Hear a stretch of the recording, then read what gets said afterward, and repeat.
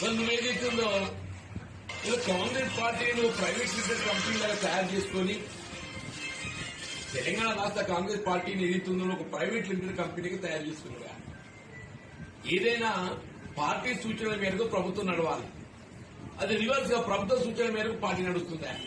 మరి కేసీఆర్ గారు ఒక విధంగా ప్రజా జీవితంలో సమకాలీకుడా, అని బీఆర్ఎస్ రాష్ట్ర పార్టీ అధ్యక్షుడు, అని బీఆర్ఎస్ పార్టీ రాష్ట్ర శాఖ అధ్యక్షుడు.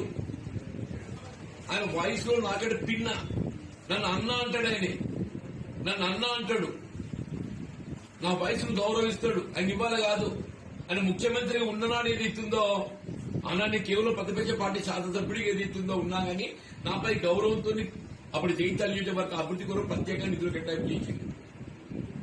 ఇలా కేసీఆర్ గారు కేవలం వ్యక్తిగతంగా నా గురించి అని కాదే, ఆయన ప్రజలంటే గౌరవం, తెలంగాణ అంటే గౌరవం, నీలాగా కాదు.